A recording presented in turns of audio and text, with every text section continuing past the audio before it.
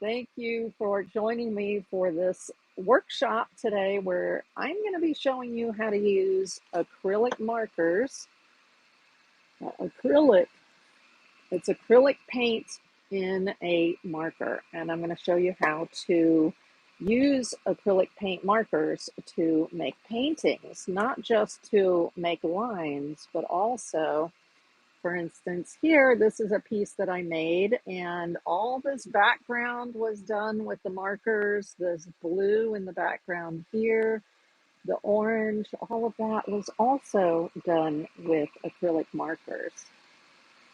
Hold on just a moment. Let me get us live here on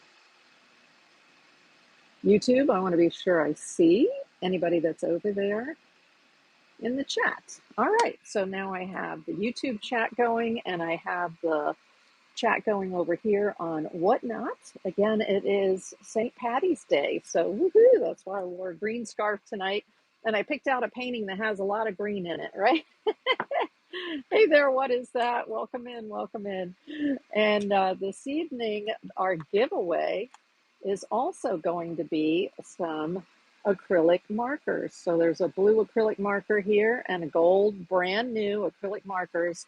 So what I show you how to do tonight, I'm going to be doing the giveaway on Whatnot only. So if you're on YouTube, I recommend that you follow the QR code on the screen, or you go into the description and there should be a link to bring you over to my Whatnot channel. And after the art show or the art lesson, then we're going to do the giveaway where you can get a couple of free Pebeo markers. Thank you, Pebeo, because Pebeo was kind enough to give me a nice fistful of markers like that. So I'm able to share some of those with you. So what are acrylic markers? Acrylic markers are simply markers that have acrylic paint in them, and they are artist grade, and then there are others. And so what I like is to work with markers that have artist grade permanent acrylic paint in them, because then you can take that acrylic paint and you can use it like a paint by adding water and using brushes to brush with it, instead of only using it to make lines. And there are a couple of brands that I use. The one I just showed you a moment ago is the Pebeo brand acrylic markers. These are very juicy. You can see this is the big sized one. And then the Posca Uniball, or the Posca Uni. And that's another professional grade that I'm familiar with. Now, there may be other ones out there that are professional grade as well.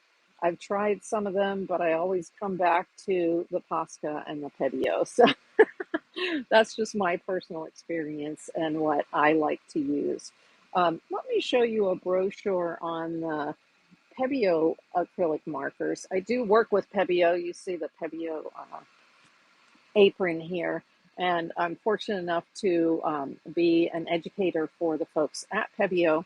And this is a brochure. You can see some very similar to what I just showed you with the elephant. So here again, this is my elephant that I did with the markers, both covering large areas, using water to wash it out a little bit and to blend the colors and create a background with them, as well as to go in and make marks. Hey there, Mac 32296. Welcome in, welcome in. And so as you can see here, this is similar by another artist that I know up in Canada. I love her work, so we're going to do something like this today. And they come in 47 colors. This is the specific to the Pebeo acrylic markers. And then there are multiple tip sizes that I'm going to show you in just a moment. There's also, when you work with these markers, they have a satin finish, so that it's nice to photograph. It's easy to photograph if you're using the colors. Now, of course, if you're using metallic, you see the metallic crown I put on my my elephant here. So that is metallic, and there's silver metallic, gold metallic and copper metallic in the Pebeo colors. And then also there are some fluorescent colors, which are some of my favorite, like the really punchy fluorescent pink and fluorescent yellow. Let me see, I think this is, oh no, that was a gold one. I'm looking just to see if I can see my fluorescent yellow here real quick. Nope, it's here. I guarantee it's here. See, that's a yellow, but not the fluorescent yellow. Anyway, trust me, I do have it. Actually, I have a whole container here full of, this is one of those really nice containers that sits like this and easy to open. What I like about it is whether I'm sitting it with it like this or whether I have it up like this. In both cases, the markers are the way that it's recommended to store markers. So not just the Pebeo markers, but a lot of the markers that would have that felt tip like these do, they like to be stored like this on the side, not necessarily stored like this. And that's because that way it helps to keep the wick that's inside here wet. And that's why I have that kind of container, that whether I'm storing it like this on my shelf or whether I have it up like this by the handle, in both cases, these are horizontal to the ground like that. And so that is the preferred way to store your acrylic markers. Let me see if there's anything else here. Oh yeah, of course. One of the things I love about acrylic markers is they dry pretty quickly. So, you know, you can just get right on with your painting. You don't have to delay or wait. Most companies that have that are geared toward professional artists are going to have a color chart similar to this. So this is the Pebeo colors chart for their acrylic markers. And you'll notice on here there are little markings, like see that a capital letter I and then some stars. That is the Lightfastness of your color. So that is why I say that when you're working with professional art supplies, it's helpful that they give you the Lightfastness so that you know when you're doing a painting, for instance, this painting, then I know that it is going to be professional grade and last longer. Some artists only like to use paints that are of that highest or the highest in the middle Lightfastness. They don't like to use any that are below those first top two tiers. And that's because if you have a color like fluorescence, for instance, often those fluorescents can fade, and they fade relatively quickly compared to someone's lifetime. So if you have high Lightfastness colors, that means that they are expected to last, in general, 50 years or more, being bright. And so, of course, if you're making a piece of artwork that you want to sell, it's helpful to know those kind of things. Let me see, is there anything else on here? Yes, the other thing that's on here is that it describes the different tip sizes. And a lot of the professional markers come in various tip sizes. And so it's helpful to know, based upon the tip size, which colors come in the various tip sizes, because not all colors come in all tip sizes. And so when you're planning to do a piece of artwork and you want to incorporate these markers into it, then it's helpful to know for the colors that you choose what various tip sizes there are, so you can do your detail work and your cover and area work perhaps with the same color if that's what you're looking for. Let me show you the various tip sizes that I have here for the Pebeo markers. My primary workhorse is this tip right here. So the cool thing is Pebeo gives you, the reason that I love the Pebeo markers and I keep going back to them, even though I've bought many other markers, is Pebeo had the brilliant idea to put a spare tip, a spare nib in the cap. So when you receive the marker, it has a tip to it like this, and then it has a spare tip to it right here. And so whenever I show that to artists, they go, oh my gosh, that's such a great idea, right? that you have the spare tip. Plus the fact that the spare tip is on here prevents this from rolling off the table, right? When the cap is on it. Like I have many of them usually floating around on my table when I'm working with them, and this prevents them from rolling off the table or rolling into each other. So this particular tip is a bullet tip 1.2, so that's 1.2 millimeters. The nice thing is here it says 1.2 right there on the top.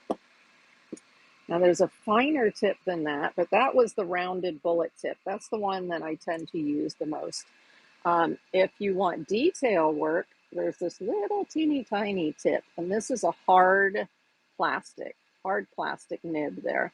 And so this is your detail tip. That's 0.7 millimeters. You can see there. So that's really tiny. And that helps you to work back in. And I like to go back in with like white or red and do like little dots and dashes and things on my artwork. And so that size helps me to be able to do that. Then the next one is the bullet tip in the 4 millimeter size. So it's a large bullet tip. Now, what I want you to notice about the bullet tips is that the bullet tips, it's a bullet on this end and a bullet on this end. So if you can almost get 4 uses out of it. It depends on what you did to your tip there, whether it's going to be able to be flipped over, and then you continue to use the better tip over here. So it just depends on how you ruined your tip, right, of your marker, whether with the 2 round topped ones, whether you can flip it or not. But this one it covers a larger area, or it gives you a broader line when you're using the 4 millimeter. The 4 millimeter, ooh, do I have that right? 4 millimeter, there you go, bullet tip. And then there is a chisel tip. So especially, I find the chisel tips are very handy because with the chisel tip, you can get a broad stroke. In this case, it's a 4 millimeter chisel, so you can get a 4 millimeter broad stroke, or you can turn it so that you're getting a line that is this part right here. Let me see if I can show that to you. Right up here, if you turn it and you're just going along that top, you can get a nice thin line. And then the other thing is that you can get a point. So, of course, the chisel tip has a little point right here, and that helps you to make dots or dashes or things like that as well. So the chisel tips really do come in handy if you were looking to get yourself some of these colors and you didn't know, you hadn't experienced them before. I would definitely say to start out with a couple of these chisel tips because of the way that you can get different size lines out of it. And also, if you're somebody that likes to do hand calligraphy with markers, these are felt, so they're not flexible. But if you like doing lettering with a chisel tip of some sort, these are really nice for that. And then the last one, the 5th one, is this big honkin' one right here. And this is called the 15 millimeter. Well, it's called 515. What that means is that this way, the broad part of the tip is 15, and this way is 5. But you also can work on the corner here and get a nice thin line. So I find these to be very flexible. If you're going to be covering a large area with your color, it's helpful to have these the big ones, the big honkin' ones. And that's why I have, for instance, the Posca white in the big, hold on a second, the big size. Well, this is hey you, this is the chisel tip then for the Posca right there in the white, which is very, very handy to have that chisel tip with all of the, again, you can go broad, you can go this way, broad, you can go this way, or you can use a corner. And so that's what I like about those chisel tips, and also the big broad tip as well. So those are the 5 tip sizes that we have available for, at least for this set of markers. And Other brands, oh my gosh, other brands have all different sizes. There are also, Posca just came out with something they called the Mopper, MOP-R. And it's so cool because it's a big section down here that holds a lot of ink and then a big squeezy top on it. And so you hold it in your hand and then you squeeze and then the paint sort of seeps out of the tip and gives you lots of nice drips. And so that's for when you're doing a lot of graffiti style work. The moppers from Posca are fabulous. They're fantastic for that kind of work. Okay, let's see, what else do I have here? Let me show you some other artworks that I've made with these acrylic markers besides my favorite, which is the elephant. Here are some other items. When you looked at the workshop, the graphic for the workshop, you saw this. And this is in Florida, it's a tropical plant called a crocus. And so this is a crocus leaf, and they actually look like that, y'all. I love them because they're so colorful. When it starts to get a little cool outside, they change colors from like deep green and deep burgundies to these oranges and like kind of emerald greens and stuff. So I did this painting using these markers. And I'm going to show you, you can see the difference between using the paint with water to make it flow and then going back in with the marker and using the tip of the marker in order to define your shape. And then this one, oh, it's so fun. This is what the artist that I had said from Canada that I showed you a moment ago, this lady right here. What she does is she just sort of slaps down color and then goes back in later and puts the lines in to define the shapes. So that's what I did here. This is on watercolor paper. And I went ahead and just put in color and then came back later with the marker and defined the shapes. Now, I love the gold marker, and that's one of the ones that I'm giving away after the workshop. But you see the shine of the gold there? Oh, I just love that. Love, love, love that. And yeah, so that's how you can, one way that you can work with it. And this is another one where this painting should be in the Buy It Now if you are on Whatnot. I have many paintings like this that are finished, matted and ready to go, frame ready, and they are in the little house at the bottom of the screen. If you click on there and you go to Buy Now, you'll be able to see all the finished artworks. And so this is a piece that is done with these markers, with the acrylic markers. Both the background right here, the design, the Queen Anne's lace, the little circles here, all of that, everything is done with the markers. All right, let me set that aside. And then this one, when I had shown you the elephant earlier, it is on a canvas board. So there's canvas on the front, and then it's mounted on a particle board. This is something called loose canvas, or it came off of a canvas pad. And so when I'm learning something new, I like to work on a canvas pad if it's in a paint that's appropriate for canvas, because it's easier to store. If I don't like it, it's quite a bit less expensive than buying either the boards like this or buying a stretch canvas. And if I made an artwork and I liked it, I just mount it in a mat, just like I would my paperworks, put them into a mat. So this is a hint for you that it's great to work on canvas. This is gessoed or prime canvas, but in a pad. It comes in sheets like this. So you can see here where I made some a very muted background using these acrylic markers, and then came back in over top and started defining my areas with the markers. All right, so those are our examples. Before we go on, because in just a second I'm going to take you over top of the table. Before you go on, let me show you, I had just mentioned about using a canvas pad, right? So let me show you the canvas pad. This, for instance, is from Dick Blick, and it is a canvas pad. It's not canvas paper. You'll notice sometimes if you're in a store and you're looking, um, you can sometimes see where it says canvas paper.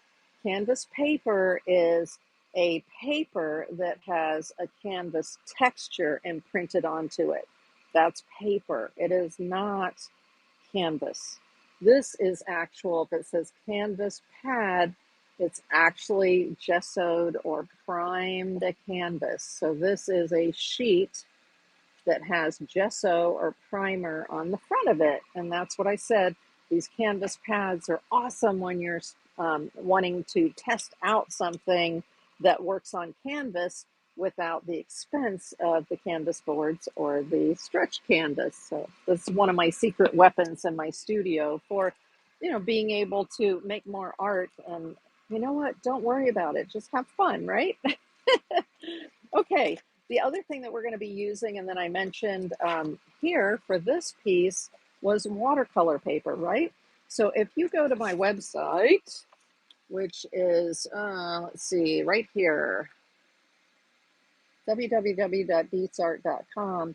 If you go into my website and you click where it says supply links, there's a menu item, it says supply links, then you'll see like the canvas pad, and in this case, the watercolor papers that I recommend for if you're going to do a lot of painting or you want to do a lot of experimentation.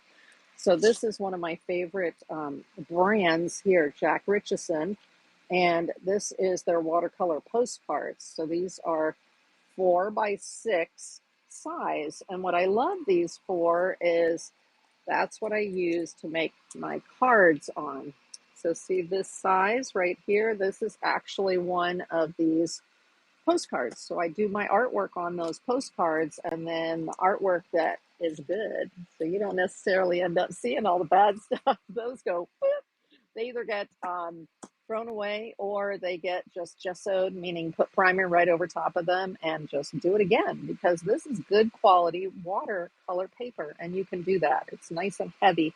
You can do that. Now these happen to be what they call 135 pound, as opposed to the other watercolor paper I'm going to show you in a moment that's a little bit heavier. But that's my favorite Jack Richardson postcard size. And then this is I'm showing you these so you know what the cover of the packaging looks like. This is Jack Richardson, a little bit larger size, 6x9. Again, Jack Richardson here, watercolor paper. This is the 6x9 and it's the 135 pound. And they sell it in like packs of 50 or 100, and they're an excellent, excellent value. And it makes it a good way for you to invest if you're starting out. That's what I recommend. And you can find links to that in my website under supply links, and then look under the paper. And then the paper that I use most of the time, that is my workhorse in the studio, is this Canson XL watercolor paper. And it is 140 pounds. So here it says 140 pounds, where the other one was 135 pounds. You know what? There's not much difference between 5 pounds. So either one of them work great. But this is really my my studio workhorse. And if you see, when I happened to buy it in one of the art supply stores, there was a 20% bonus, meaning there were more pages in here than normal. And I'm like, yeehaw, okay, I will take that. Now, the other thing that we're going to be using is palette paper. So this is, you get this in a pad. Oh, thanks for the hearts. I appreciate it. Wow, do stretch watercolor paper. Okay, I'm looking over, sorry about that. I'm over here looking now also at YouTube, and someone said, do you stretch the watercolor paper? And you can stretch watercolor paper. What that means is that you get the watercolor paper completely wet. You take a piece of watercolor paper and you submerge it in water, and you just get it completely wet. Usually I'll run a sponge over top of it. And then you take it out and you let it dry. And when you've done that, then that soaks the fibers of the paper and it prevents the paper from bowing as much when you put paint on it. I find that that's more important for watercolor painting because you tend to use lots of water with watercolor painting. And so it makes the paper bow. It is important if you stretch it first. The other thing that I do is to prevent that or to not have to stretch my paper is I use what are called watercolor blocks. And in those supply links on my website, I do show watercolor blocks. And a block just means it's glued all around and you can work on it and it prevents it. It bows just a tiny bit from the water, but it doesn't go really crazy wonky. So AA over on YouTube, I hope that answered your question. Thank you very much for participating. I do appreciate it. So to get back to this is called palette paper. And palette paper has a shiny, you see the shiny here? It prevents your paint from soaking through. So we're going to be using palette paper with the markers to put color on the palette paper and then pick it up with a brush. And that is one way that I get color onto my artwork using a brush instead of using the marker, and that gives me a more painterly look to my artwork. So those are the supplies. Of course, you're going to want to use some brushes. My favorite for acrylics are brushes that have the what's called golden Taklon. So you see this golden tip right here, and it's not a watercolor brush. And let me show you. This is also a watercolor brush that has golden Taklon. The difference is this golden Taklon for a watercolor brush is going to be a little softer than the golden Taklon here for acrylic. This acrylic golden Taklon brush is going to be a little more springy, which is what I like. When I'm painting with acrylics, I like a brush that's a little more springy than a brush that is soft, that's made for watercolors. All right, so you're going to see me use a bunch of this style of brush. Let me see. And then, of course, you're going to want water. I do use a little spray bottle sometimes as well. And if you feel like you want a pencil in order to sketch out your design ahead of time, knock yourself out. I do that a lot, actually. But for this particular project, we are not going to do that. We're going to go for it. We're going to wing it with the markers themselves because I'm going to show you a trick with the markers for that. Now, what I did also want to show you is what we did last week. Last week, the class that I taught was an Asian painting class where we used Asian brushes and Asian calligraphy style brushes. We made some fun mark making like this on rice paper. And then I went back in with some of the leftover colored paint and I made a piece like this. And then you see how some of that is missing where I tore it out. I used that.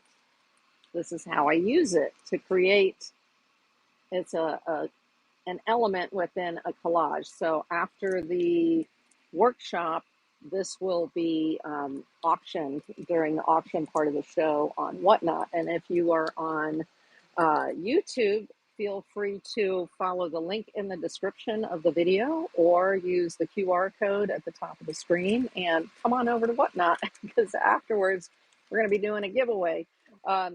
Okay, so this was the Asian papers that we were working on last week.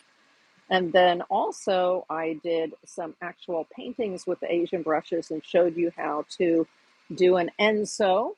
So this is the Japanese Zen enso meditation artwork. And that is now available in the Buy It Now on Whatnot. And it can come in a matte. So it'll come in a black matte like that, or you can choose to get it in a white matte like that. So I like to show people after the fact during the next show what it was that we may have started or artwork that we did, and then how I took that to being finished and ready to go for sale in the Whatnot Buy It Now.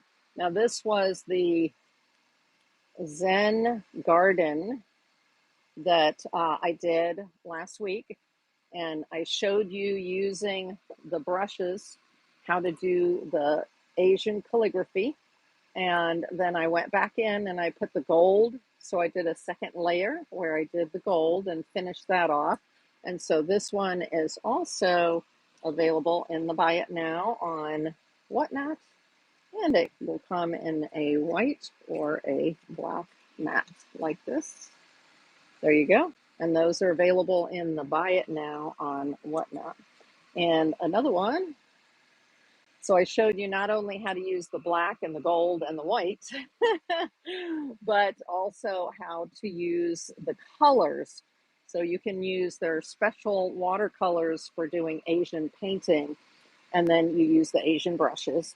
And that's what this was made from. And that is now also available in the Buy It Now. And then this one I finished this week, and it uses some of the papers that were made that I showed you how to make those papers. And just these are not formal characters, they're artistic mark making. So take the pressure off yourself. You don't have to draw something that says something. I'm letting this postage stamp over here do all the talking, but I still incorporated some of those papers that we made last week. And if you missed last week's workshop, it is available under the past shows on Whatnot. Hello, I got my package. Yay! Awesome.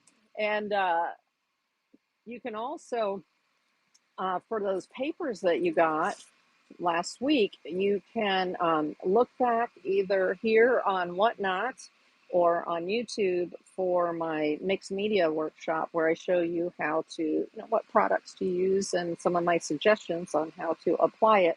I don't know if you were here a moment ago, but I was showing this card. This is a collage that I did using some of the paper that I made last week and some other fine art papers like what you got in your paper pack. And so that's a card that's done and ready to go during the, I will, thank you, awesome. And then here are the class before that. So 2 classes ago, I showed how to make your own papers like this, that your own collage papers. And that is now a short up on YouTube. So I condensed it all down, sped it up, and did a voiceover. And so that if you want to see how we made these collage papers with acrylic paints, then that is now live on YouTube in my shorts. All right. And if you don't know my YouTube channel, here you go. If you're over on Whatnot, let's see, there's my YouTube channel. You can just go to YouTube and type in Tristina and then art, and you'll find me. It's Tristina Dietzelm's artist. And then if you're on YouTube and you want to go to Whatnot, that is Whatnot. I'm at Tristina's Attic, and all you have to do is, if you are on YouTube, click either scan the code at the top of the screen or go into the description of the video and follow the link. And then you can join us over here on Whatnot and qualify for the giveaway today, which is going to be 2 of these acrylic markers from Pebeo. Thank you, Pebeo. They're brand new. I'm going to show you how to open a brand new marker and get a brand new marker started. Fantastic. Okay, let me stop yammering and we're going to start painting, right? Woohoo! Let's get to painting. All right, so what I'm going to do is bring us over top of the table. Let me see. Let me get my canvas pad because we're going to start with the canvas pad and then we're going to move on to paper. So we will start here with the canvas pad because canvas pad takes a little bit longer to dry. So I'm going to bring you over top of the table, and when I do so, if you get car sick, then close your eyes for just a moment, okay? Here we go, here we go. All right, hello. Getting up close and personal, right? Let me plug you in. And we're going up over top of the table, and there you go. Now you're going to see the top of the table. Fabulous. Fantastic. Okay, let me get you all up here. Got it, got it, got it. Okay, let's see where you are. That means I need to move this over like that. There. So now that's in the center. Okay, cool. Cool, cool, cool. Excellent. Let me move this off of here. And we can put markers up there, can't we? Okay, so for those who were not here earlier, we are going to be working with Pebeo acrylic markers. This happens to be the big size, and it comes in 5 different tip sizes. Let me actually get a piece of paper because I'm going to, let's demonstrate the different sizes first, and then we'll get to, ooh. So this is a piece of watercolor paper that I had shown you earlier. And why don't we start with the big tip? So this is the 15 millimeter by 5 millimeter. And I love this size because there's the 15, there's the 5, and here is just a corner. So you see how much use you can get out of this big marker? I mean, and of course they are the most expensive, but what I like is how much you can get out of it. It's fantastic. All right, so that is the large size. And then the other one I wanted to show you was this, this chisel tip, because you can also get, hey there, Dragon Hoarder, welcome in, welcome in. And Dragon Hoarder was asking, is this watercolor? And no, these are acrylic markers. So can you see that there? It says acrylic markers. What I love though is that they are just, they're so versatile, and they can look like watercolor when you work with them. So Dragon Hoarder, you might not have been here earlier, but here is some watercolor paper, and it looks like watercolor, but it's actually these very same acrylic markers I'm showing you now. Okay, so here is the tip is a chisel tip. And what I like is you get the broad tip here. Oh, I'm going to need to pump it a little bit to get the paint flowing. There's the broad tip. Come on. Now, when you shake it, can you hear that? There's a marble in there. So of course you want to get the paint to go in there and then get the paint to flow. Come on. Okay, that's better. All right, so you got the wide, and then you get the narrow with this. So this is the chisel tip. And of course, if you are good at calligraphy, you can hold it at an angle and then do your writing with the chisel tip. I'm not that good at calligraphy, so I'm good at calligraphy with a Chinese brush, but not like writing English with one of these. Okay, then the other size is this was a 4 millimeter chisel tip, and now this is a 4 millimeter bullet tip. And for those of you who were not here earlier, these Pebeo markers give you a spare tip in the top. Isn't that cool? Okay, so let's see how this one's doing. This is the copper. So that's just a bullet tip right there. There's your bullet tip line. Sometimes the metallics, the metal gets stuck in there and you have to pump it a bunch of times, but there we go. All right, so that is the 4 millimeter bullet tip. The cool thing is if the tip runs out on another one, or you have one that, right? So Dragon Hoarder said, sweet, I destroyed the tips of their markers.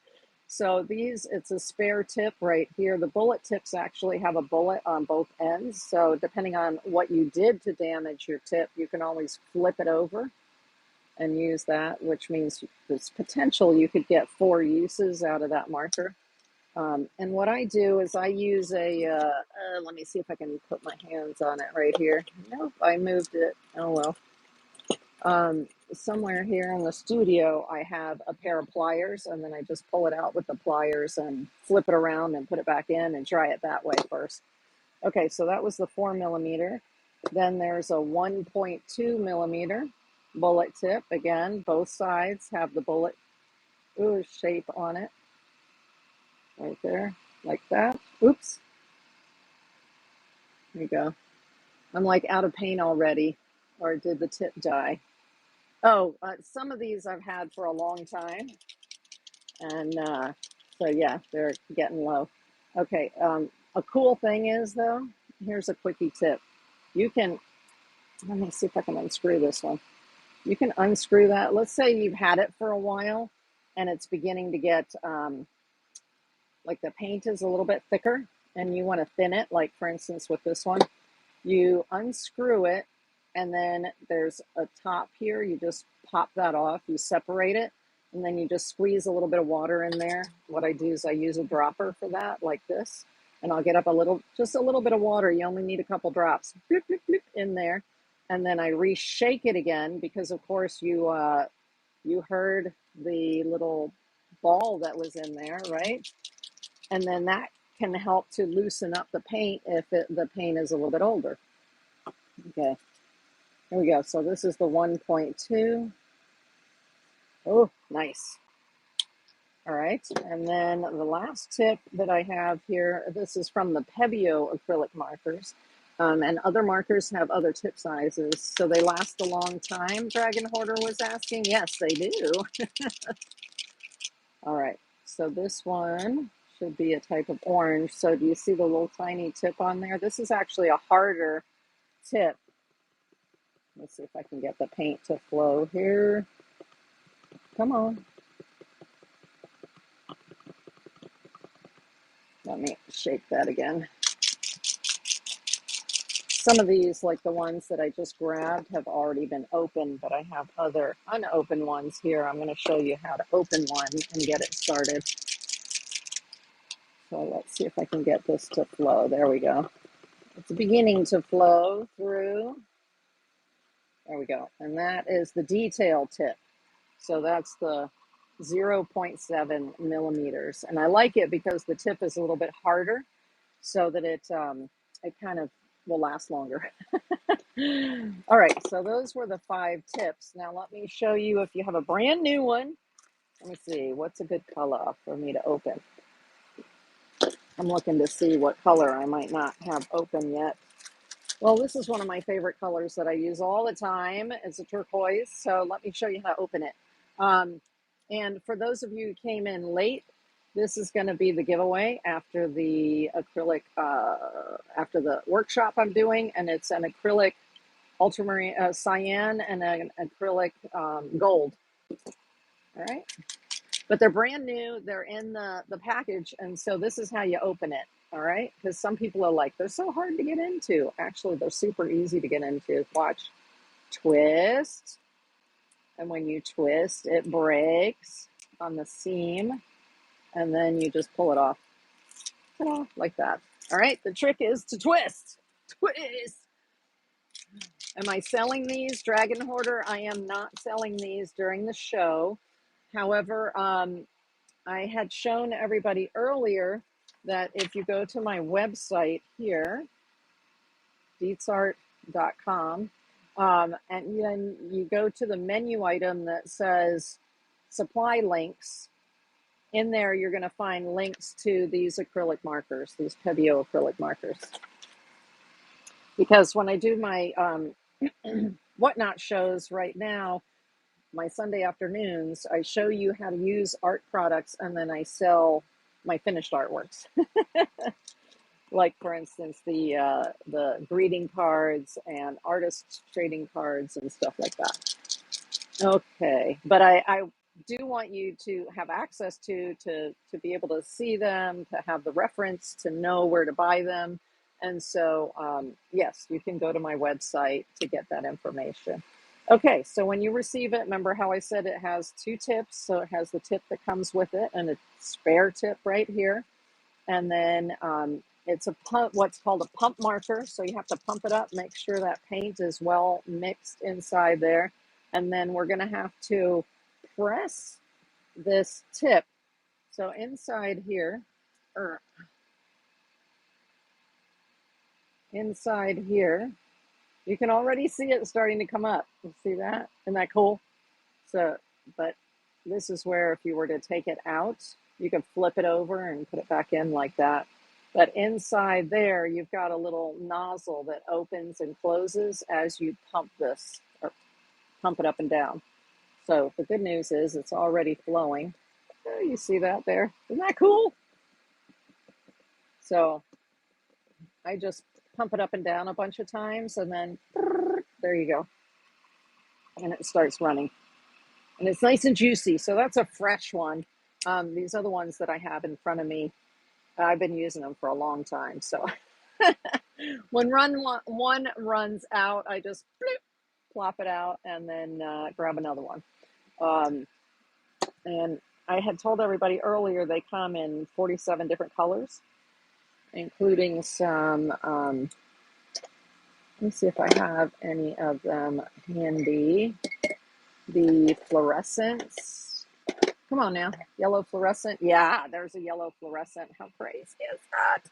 Now, while this is still a little bit wet, you can combine colors just like you can with any sort of acrylic paint or watercolors while it's still wet. So let me get some of this out of here, which is the fluorescent yellow. So now I've got turquoise and fluorescent yellow. Let's see what happens. So I'm going to take a brush. This is just, like I said, golden Taklon. I love to use that for watercolors. I mean, I'm sorry, not for watercolors, for acrylics.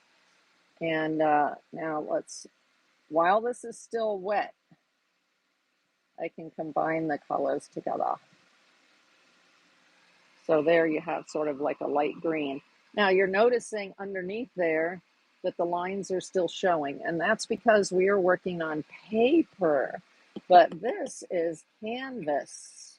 This is a canvas pad, so this has gesso on it. And I love working on the canvas pads or canvas because my paint stays wet longer. So let's do the same thing on here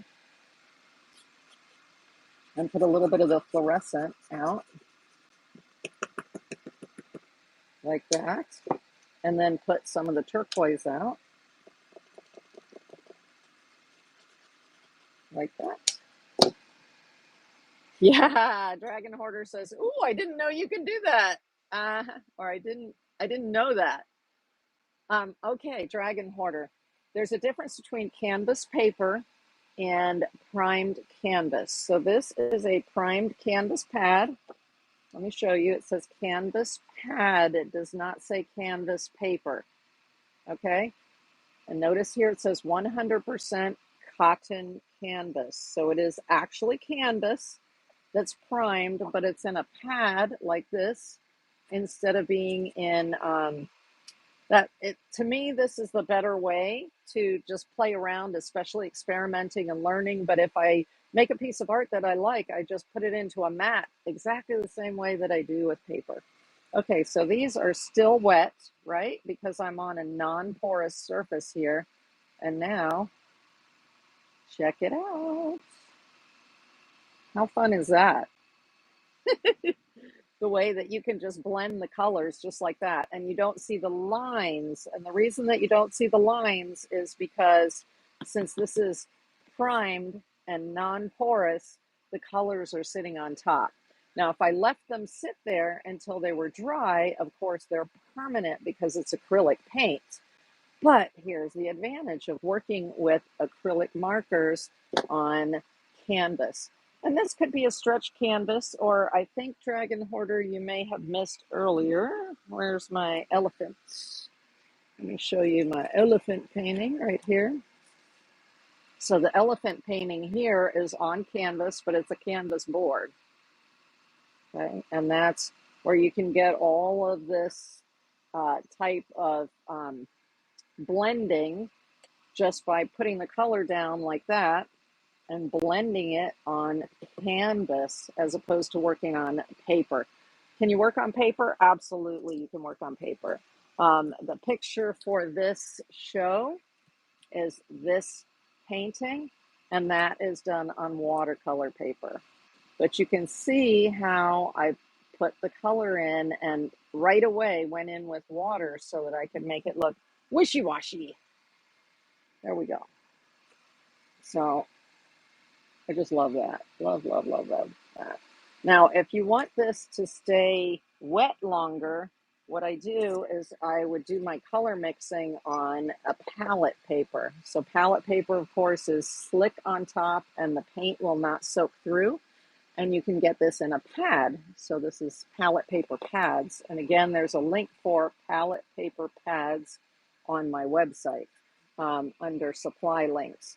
But if I want the paint to last a little bit longer, I put it on here on the paper pad like that and do my color mixing. That's why I like traveling with markers instead of tubes of paint because they're so simple to use, and as long as I have a little bit of canvas and some water, I'm good to go. So now here I'm doing my color mixing. Let's say I want it to be a little bit more blue, then I can just add a little more blue like that and then mix that in. Oh yeah. And then with it in my brush, then I can come here and add it to my canvas. Do you see that? So then that way I can put the color, and the color, because we're adding water to the already fluid acrylic that's in here, you'll notice it looks a little bit thin here, but that's okay. Just layer it. Just layer it. That's what I do. If I want to intensify an area, then I just let that dry and then I layer it. And because this is acrylic, you can also use a heat tool. So you can take a heat tool to it and get it to dry really fast. Now let's go ahead and I'm going to create a background here. So I'm actually going to flip this over. I'm going to sort of use this as the bottom part. I want that really light green. Do this. So I'm adding more water to it. Let's use an actual green. So this is a green acrylic marker. Let's put some color down here. So this is just how I paint with it. Okay, so we've got a little bit of sort of greeny color there. And then I'm going to use a little bit of that turquoise. So if you're new to the stream, I'm painting with acrylic markers, but I'm on a canvas pad. So that means this is canvas. Okay, there we go. I want that to be a little bit more. There we go. So while it's still wet, I can come in here with my brush. And what I'm doing is I'm creating a very soft background like this. A soft background. And then once it's dry, we're going to come back in and use the markers on top of there. So layer, layer, layer. As long as it's dry, you can layer it. And then let's get a little bit darker than this. So let me see. Is this my cyan? Yes, cyan. So actually, I want to blend it a little bit. So let's put some of this and some of the cyan like this. Oh, that's a brand new one. Look at that. Ah, I don't have time to wait. Let me get a cyan over here. Oh. What I'm wanting to do is blend those two colors together. So I have to do it while they're still wet, right? All right, here we go. And so you can see where I'm making a gradient. I couldn't do this if it was on paper. If I was on paper, the lines would all show underneath there. Whereas here, if I hit it with water right away, I can avoid having those hard lines. This line got a little bit dry before I got a chance to get the water on there. All right, so do you see the gradient that's happening here? We're creating the gradient.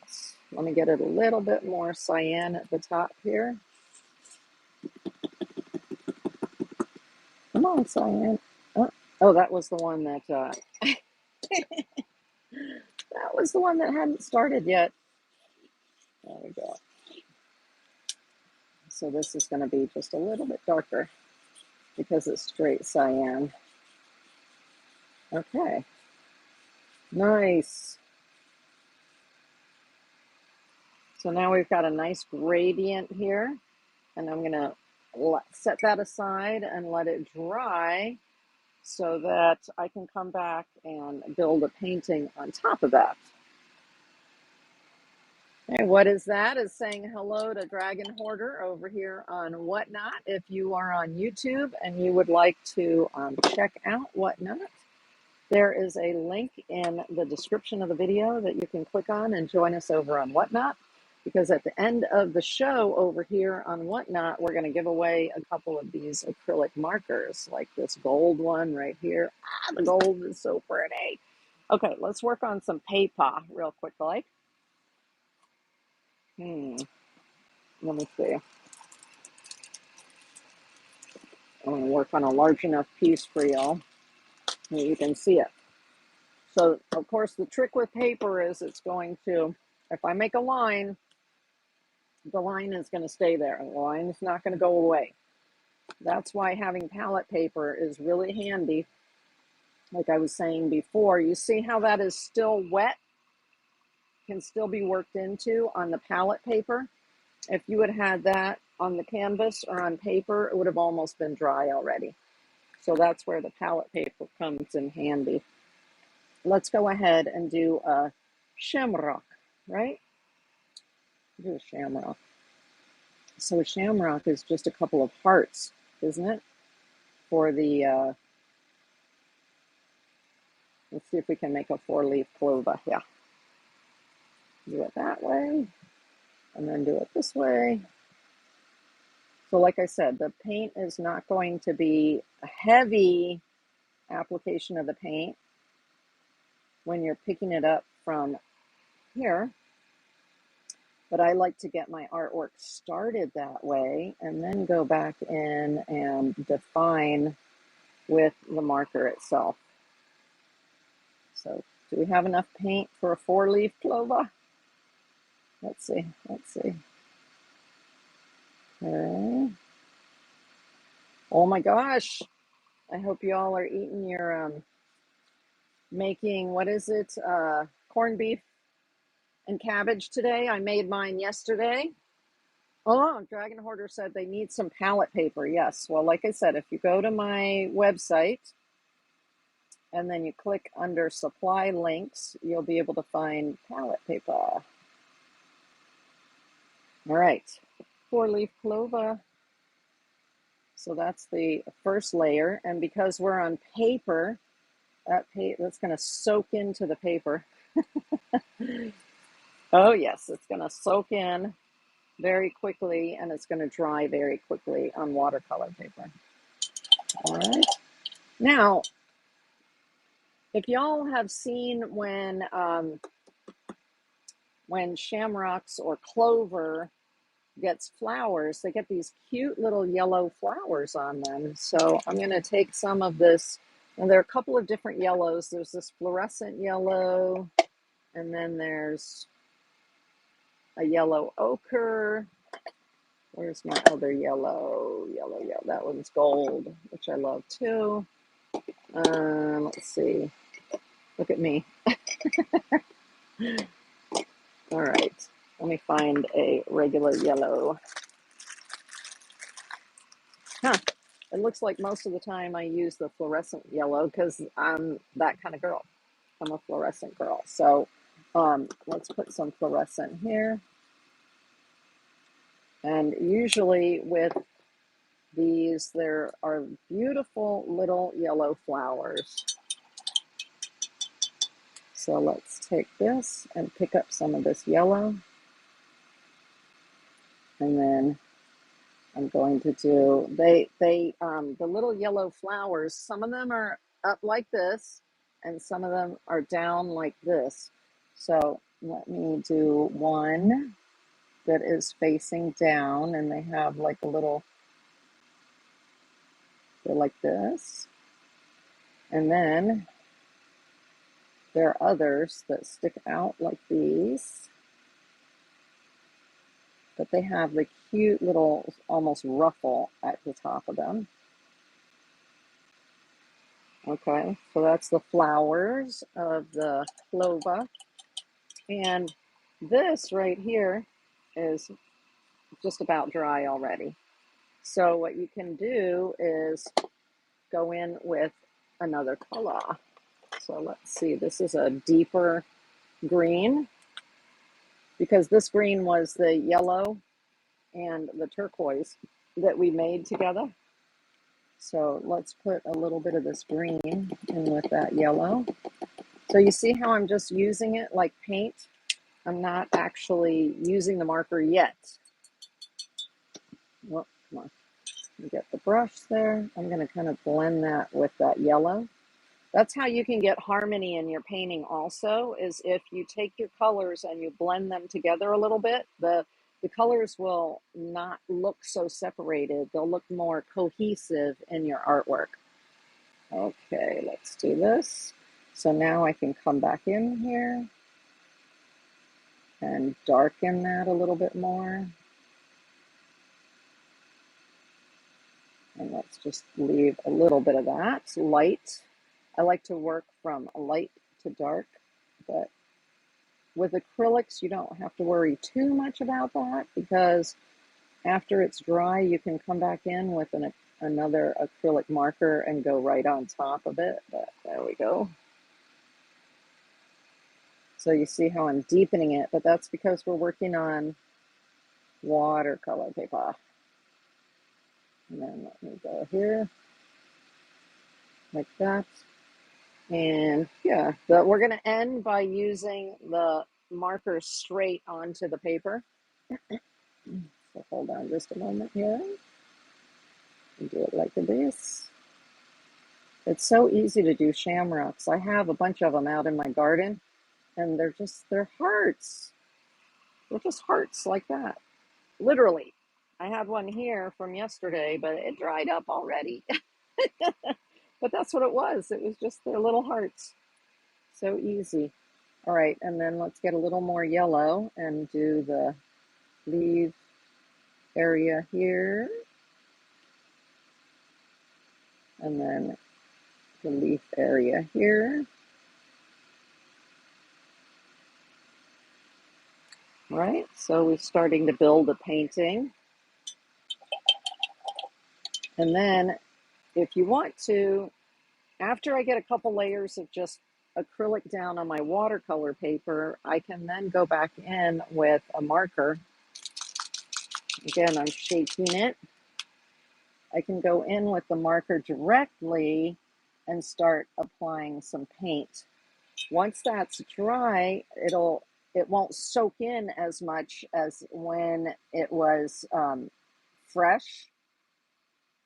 There's still a line there, but some of it released, if you can see there. And that's because I've already got some paint down on here. So let's do that again. So as you can see, this is exactly what I end up doing is I go back and forth with the marker in my hand. And I'm just building some other dimension on there. Of course, the areas near the center here are going to be darker. So that's why I do that.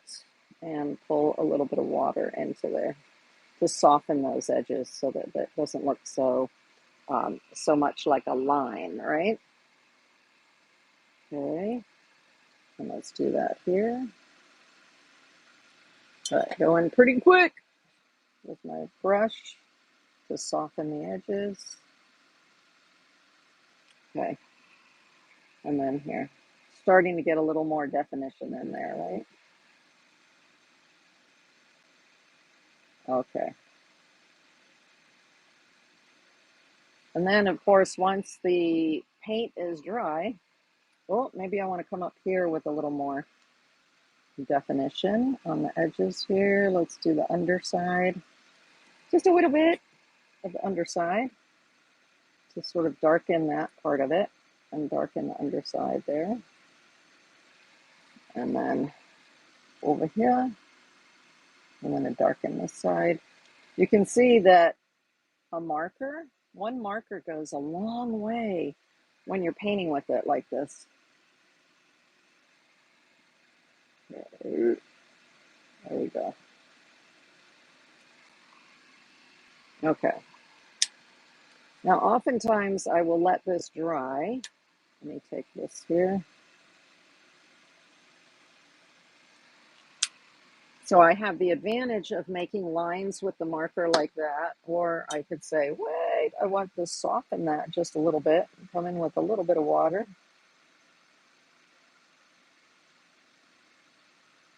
But because I put the marker directly on the paper, you can see it's not softening very much, is it? It doesn't soften much. All right, but I will generally let that dry and then either come back and draw in lines, like for instance, with the little teeny tiny ones like this, little tiny tips like this, I'll go in and do my detail work, or I'll come in with a micron pen. So are y'all familiar with the micron pens? Let me show you. Here, by Sakura. So I like to use the micron pens to do a lot of the final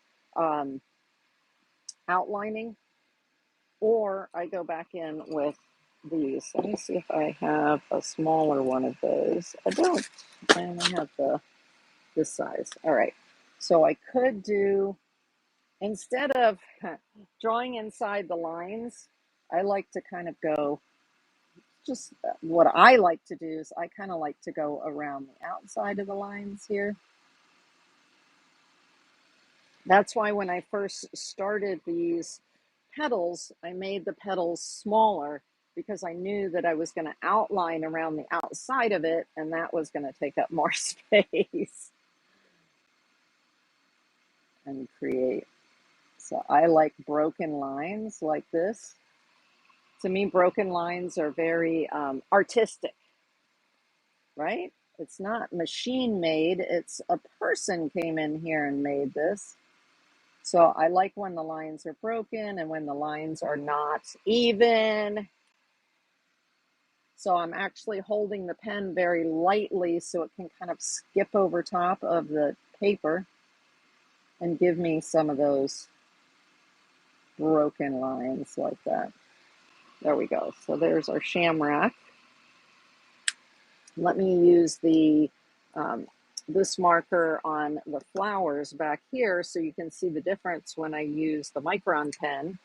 This is a teeny tiny micron pen. Let me do it bigger because otherwise you're not going to be able to see it. So micron pens come with the tip size on the top. Can you see that? So this one is tiny. It's a 0.1, and then a 0.5, a 0.8, and a 1. So I'm going to use the 0.8 so you can see it better, because then the line will be thicker. All right.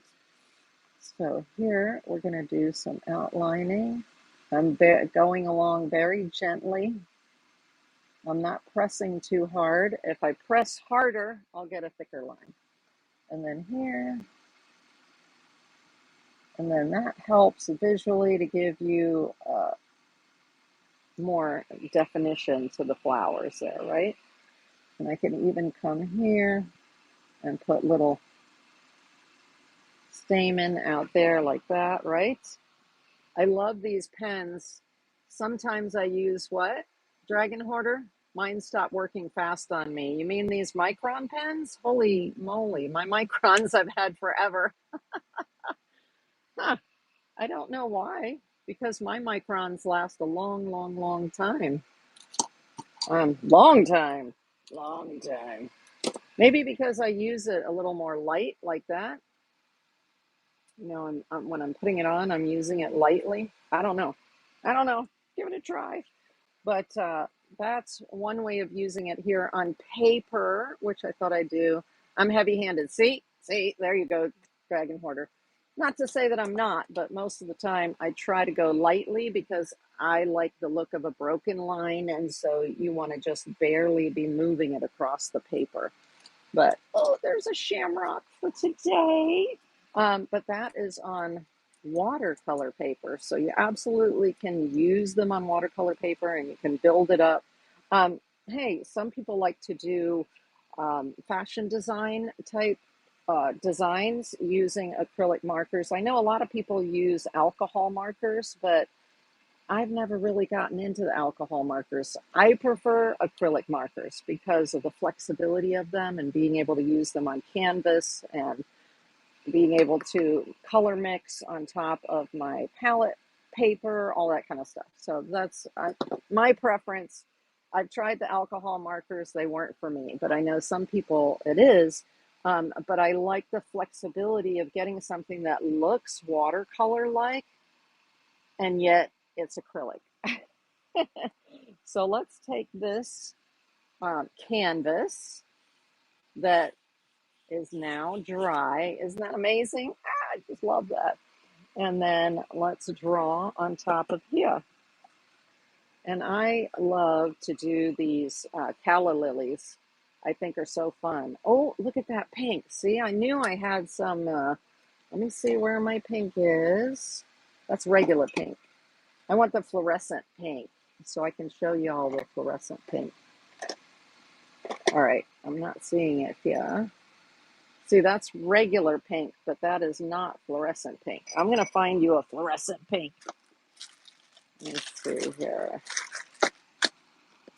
I have, for those of you who weren't here earlier, I have a whole bin full of markers like that. And this bin is really handy because when the bin is flat like this, your markers are horizontal. And when your bin is up with the handle like this, they're also horizontal. And that's the preferred way to store your markers, is to store them horizontal. You see how much I love the fluorescent pink? Yeah, I have the big one right there. So you've got the fluorescent pink, you've got a light pink, and then you've got this other pink. It's kind of, what do they call that? The magenta, right? So let me see here. I have lots. I have lots. And then white, I find white is super important so that you can blend it with other colors to get lighter colors. See, like here was the turquoise, and here's Caribbean blue, and then you've got cyan. So I like this product range because you've got a nice gradient in the different colors. Oh my gosh. Let me see, is that the regular yellow that I was looking for? Yep, there's some yellow. Okay. Let me set those aside. I have lots of markers, y'all. Lots and lots of these acrylic markers. Oh, okay. So there was this yellow, and then we've got this yellow, which is a little bit darker. So fluorescent and regular. All right. Let's work with these and do some calla lilies. So I'm going to start with this part. I like this one with like the orange and the yellow. Do I have orange? Well, actually, I have this beautiful orange, which is a red ochre, it's called. So it's not an orange, it's a little bit deeper. So let's do one of these, yeah?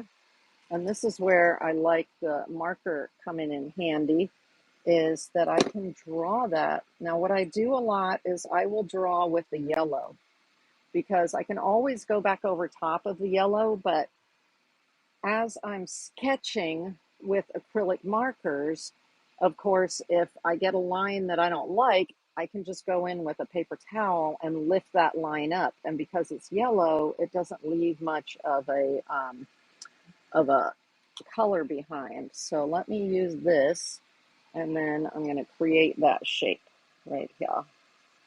So now that this is dry, I can go right back over top of it. So like this, and then like that, and then coming in here, and then this part we're coming over here, and then down, and then this one we're coming up here, just like that, to get a calla lily. Calla lily. Now, if there was a line there that I didn't like, I could quickly go in with my water and a paper towel and just lift the color right up. Do you see that? I just lifted the color up, and now I can make adjustments. So that's why I like working with acrylic, because once the acrylic here is down and it's dry, it's more or less permanent. And then I can move that. Okay, there we go. And then of course at the bottom here, I'm gonna have the green stem come off of there. There you go. So I can use the marker here and just draw right in. Once this marker is dry, I can go back over top of it with more marker, because that's the way acrylics work. You can go right over top of them. There you go. And so if you like doing things that are graphic, you can use the markers to do drawing like this. If you prefer a more painterly look, you can put the colors on your palette paper and pick them up with a brush and then brush it on to get a more painterly look. So let's do a painterly look for the colors on the inside. I'm going to start with the darkest dark right now. And I'm just going to put some of it out here. There's my paint. And then let me get a small brush. Where's my little bitty brush? Oh my goodness. Nothing like getting stuff lost on your desk. This is the bigger one, but that's okay. I'll make do. Okay, so I'm going to pick up a little bit of this paint. I don't want to have too much, just a little bit. And I'm going to come in here and I'm going to get my darker areas like this. So you can just build up, build up, build up, build up. Just as you would with a regular fluid acrylic, but in this case, isn't this a lot easier to travel with? So I like to travel with these markers if I want to, if I know that I'm going to want to paint while I'm gone, because they're super easy to paint with. And then I also use the, bring a little bit of this canvas with me.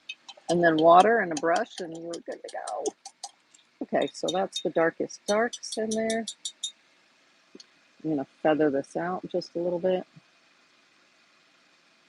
There we go with water. And then feather this out just a little bit. But the beautiful thing about acrylics is you can build, build, build. All right, let's put some, let's say that the middle is going to be this incredible pink right here. So I can just build it right in there like that.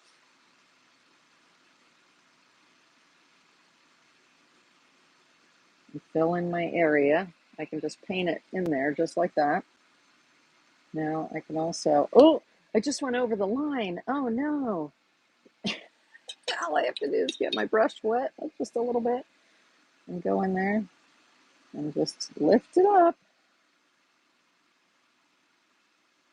Now I'm making a bit of a mess, so I actually have a special brush for lifting. Where are you, special brush for lifting?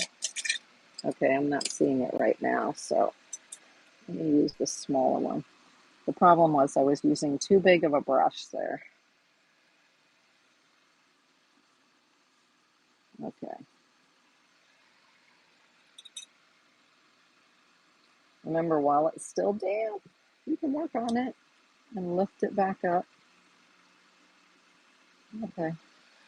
And then if I want to soften the pink, I just come in with a little bit of water and I soften it.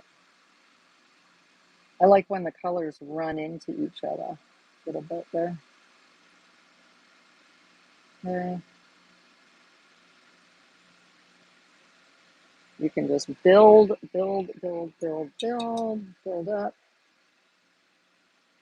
going to soften that edge. I don't like the edges to be too hard until I'm ready to use a marker and actually draw it like that. Now, the back here is probably going to be a little darker than the front part, right? So here I've got another marker and I can go in there and build it dark in the middle here. Ooh, I don't like that brush. Let's go back to the round brush. Hi, I'm Donna over on Whatnot. Welcome in, welcome in. Okay, we are working with acrylic markers and using them like paint with a little bit of water.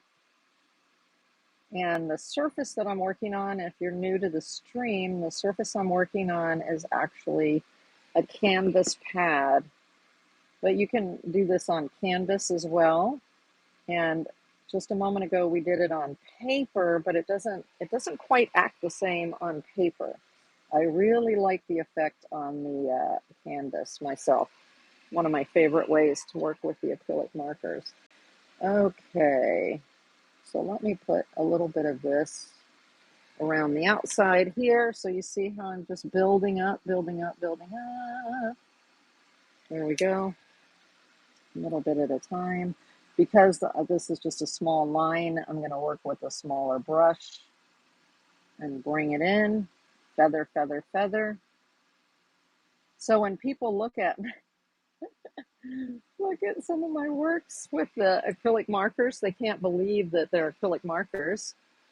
This one was done with the acrylic markers, but you see all the fading, like here where I faded from purple into pink, all that was done using the markers and a little bit of water, exactly like I'm doing right now. So I can apply it directly now.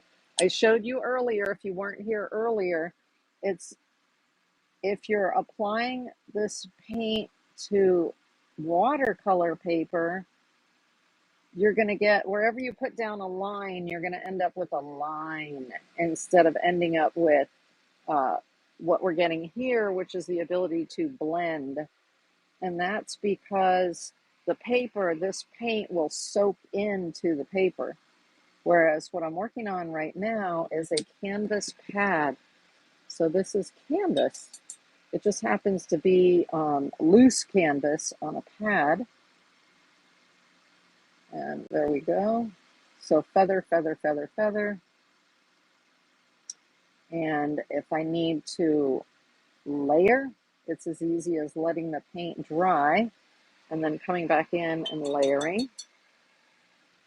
Okay, let's do some feathering, more feathering. Oh, I just love that bright pink. Let's go back to the bright pink up here near the tip of this. Like these. Let's go. Like I had said, what I like about using the large ones is you can cover large areas. You can cover a 5mm area, or you can get lines and dots with this. I could even put dots in here if I wanted to with that edge. Isn't that amazing? That's why I love these big ones. Hey there, stay home to shop. Welcome in, welcome in.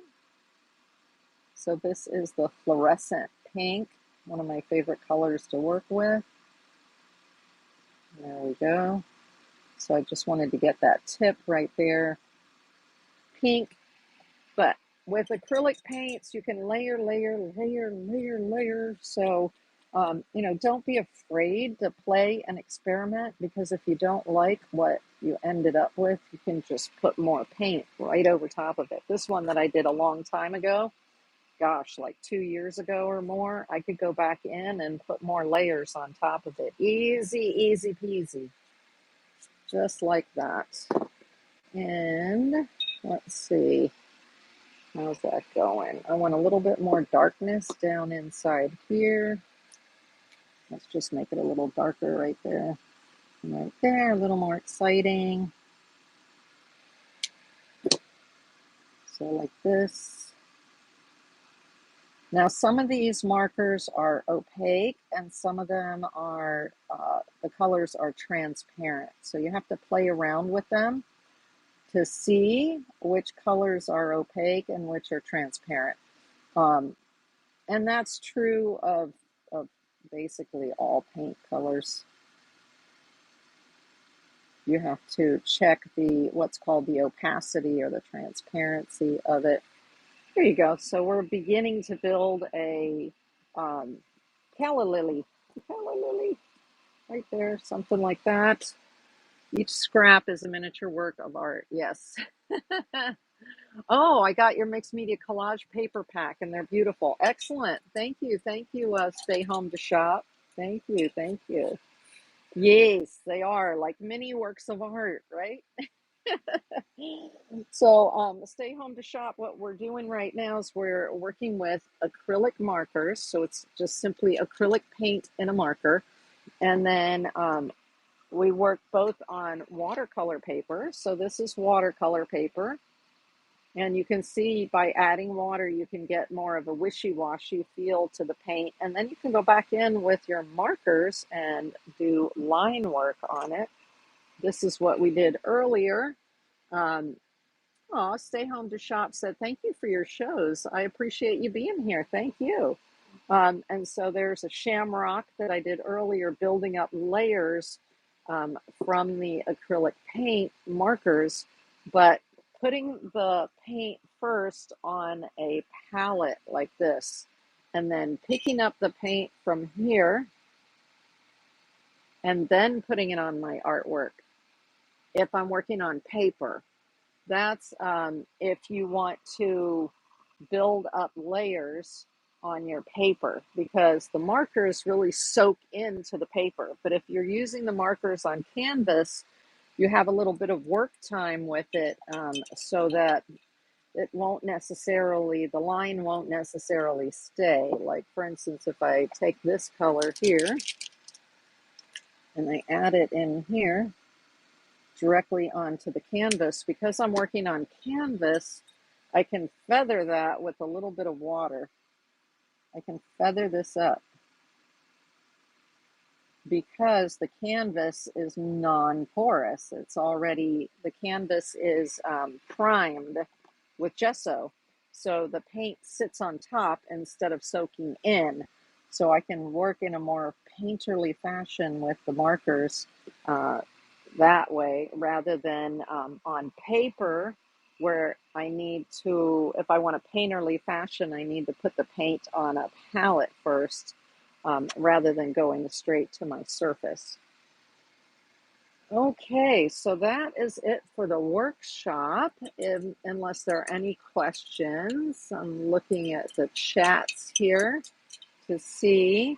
Of course, what I do then is I finish the artwork off off camera, and then they become pieces of artwork that are available for the next show. Hey, Dragon Hoarder, you are quite welcome.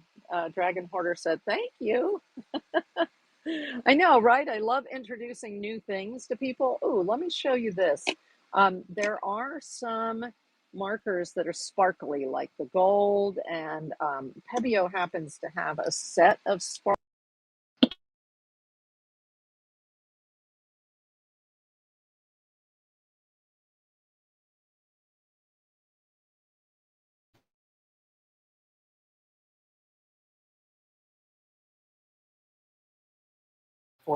Yeah, these are sparkle colors. So you've got acrylic sparkle green, acrylic sparkle red, and acrylic sparkle blue. And then there's gold, silver. Oh, hold on a second. Let me turn this off. There we go. Gold, silver, and a copper. Oh, the copper is one of my favorite ones. Where's the copper? Where's the copper? Come here, you. I saw the copper earlier. There's the silver. There's the copper. So yeah, really yummy metallics here. And you know that these are metallic. They have little dots on the color scheme at the top there. And so let me show you putting some of that on. Let's do it on, let me see here. Let's take the green one and see, and then I'll put some gold on here. How about that? And there's the green. Now let me get it started here. It's a pump marker, right? So you have to pump it. You can hear that. And then get it started on here. There we go. Now it's kind of a green metallic, and when that dries, it's all yummy and sparkly. So let's put some sparkle on here. Why not? So I don't know if you can see that because it's so hard to see sparkle on camera, but right here it's all sparkly. And then let's do it here. Some sparkly there. Right? You can play around with the sparkle. The gold is probably my favorite that I use the most. Okay, there we go. There's some gold sparkle. And I'll put some dots down here. Why not? Oh, that's so fun. There we go. So that is going to be sparkly. And if it's not sparkly enough for you, then let it dry. Remember, I'm working on paper here, so some of it is soaking in. If you want it to be more sparkle after it's dry, go back with another layer, and that will intensify the sparkle. Oh, thank y'all for the hearts. I love the hearts. Okay, let me find the gold one that I just had in my hand. There's the gold. So Dragon the Hoarder said, right, so hard and all my art sparkling. Right, everyone that buys, comment on how much cooler it is in person. Right, exactly. It's very difficult to show sparkle on camera. It really is. It's just hard. It's hard. Okay, so here's the gold. Look at that gold. So this is liquid gold. And why don't I put some gold on here? And hopefully you'll be able to see some of that in just a second here. I'll bring it up. Can you see that gold sparkle? I don't know if you could see it. Let me bring it even closer. Let's see if you can see it sparkle or not. I don't know. I'm not sure if you were able to see that sparkle, but this is a really beautiful, rich gold. And it sparkles so beautifully, and I love using it for my my finishing touches. Like, for instance, here you see this. I put gold in the middle there. Remember, this is canvas. So what I like about the canvas is it really sits up on top. So let me put some more gold on there. Yeah. So that way, when you get a piece that has the gold on it, as you were saying, Dragon Hoarder, then, it'll really sparkle like that. And that is the gold. And so what I'm going to do here is I'm giving away, the giveaway today is one of the cyan blue and the gold acrylic. I wonder if I have, oh, look at this. I have a beautiful yellow, so why don't I throw a yellow in with it too, because then you can mix these two together like I showed you to create green, right? And since it is St. Patty's Day, let me do that for you again and show you how that works. So here I have some yellow. This happens to be fluorescent yellow, which is my favorite mixing yellow because it's just so, what I call high key, so bright. So there's the yellow, and here's the cyan. Like that. And then here is a brush with just water. And just like that, you have green. What? There you go. There's your green, just like that. So you'll be able to do that with these two markers here in celebration of St. Patty's Day, this blue and this fluorescent yellow. And then there's a gold one as well. So you'll get those 3 markers in the giveaway. So why don't we start the giveaway? And oh, this is so fun. I love that. Thanks for joining me. Now look, see what did I tell you? I have markers all over the top of my table. What I do when I'm working with them, let me go ahead and get the giveaway started, and then I will tell you what I do to keep them organized. Let me go to the Givey. So the Givey is, these 3 are brand new. And if you were here earlier, I showed you how to open a brand new marker the easy way. And the easy way is that you twist it. So you grab it by the top and the body and the top here, and you twist it, and that breaks the seal, and then it's super easy to open. Okay, and pull that off of there. So the Givey's running. Go ahead and get in the giveaway. It's for these 3 markers right here.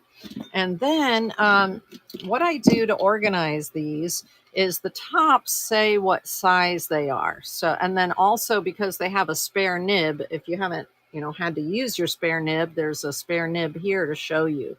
So I just keep, this is a sherbet container right here, nice and big.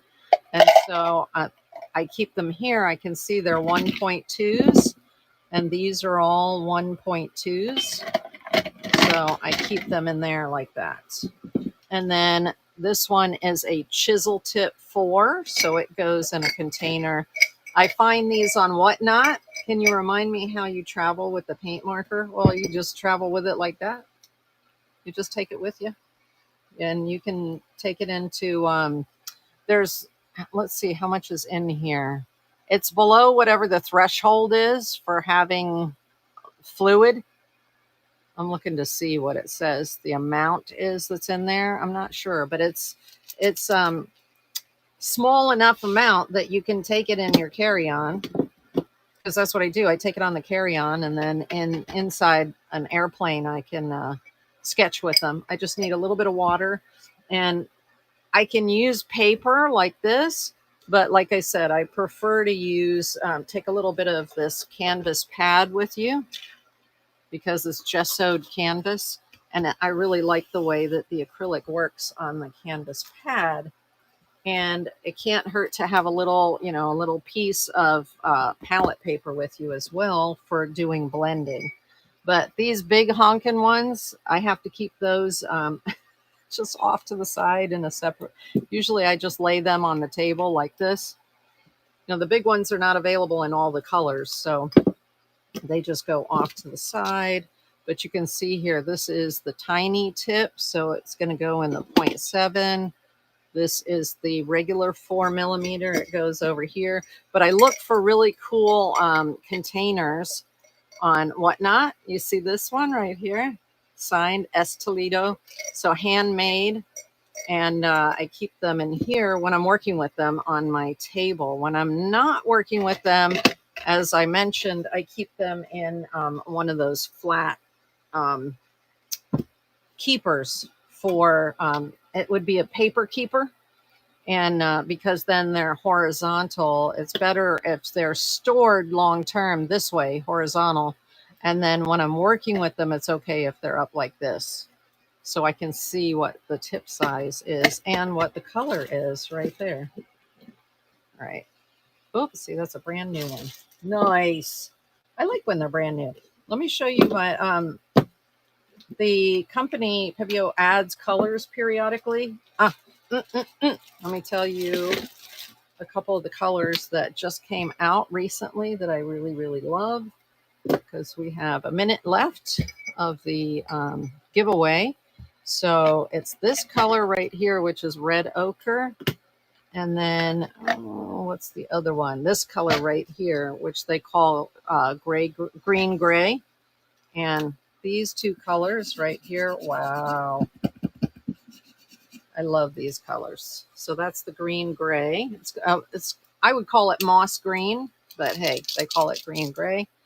And then this one is red ochre. They're kind of southwesty feel. And I love those two colors, and they're newer colors that they just came out with like a year and a half ago, and I adore those colors. But if you are curious as to where to get these markers, you can go to my website here, which is deetsart.com. I'll just take my hand out of there so you can take a picture of that if you want to. And at deetsart.com, if you go to the menu item that says supply links, then you can see where to buy these markers.